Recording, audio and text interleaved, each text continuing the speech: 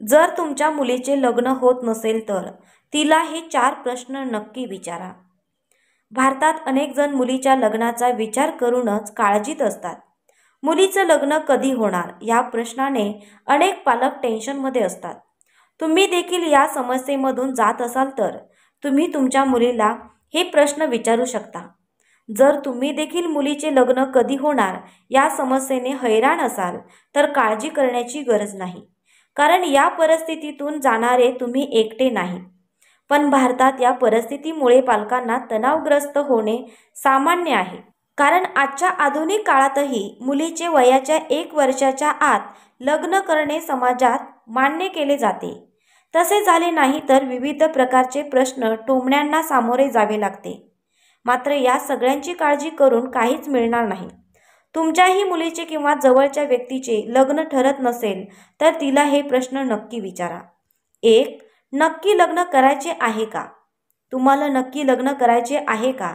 हा एक प्रश्न आहे जो बहुतेक पालक विचारणे आवश्यक मानत नाहीत, परंतु सत्य हे आहे की ते विचारणे सर्वात महत्त्वाचे आहे.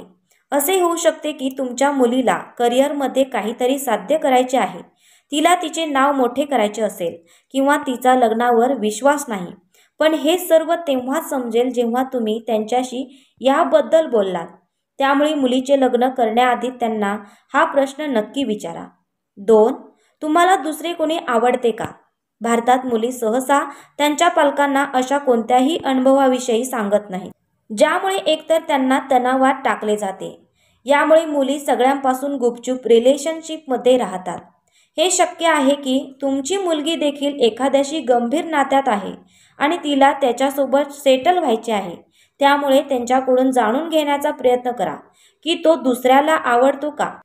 पण लक्षात घ्या ही गोष्ट की या संदर्भात तुम्हाला खूपच शांतपणे बोलायचे आहे. 3. तुमच्या काही अटी आहेत का?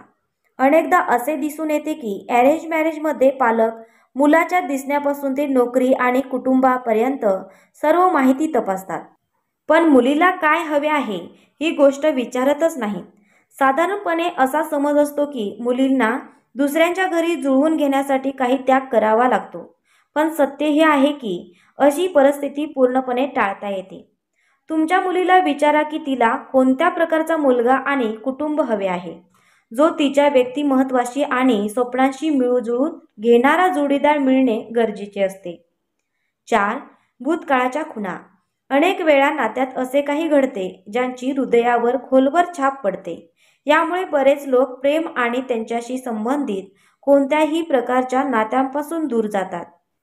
तुमच्या मुलीशी मोकळेपणाने बोला आणि तिच्यासोबतही असे काही घडले आहे का हे जाणून घेण्याचा प्रयत्न करा.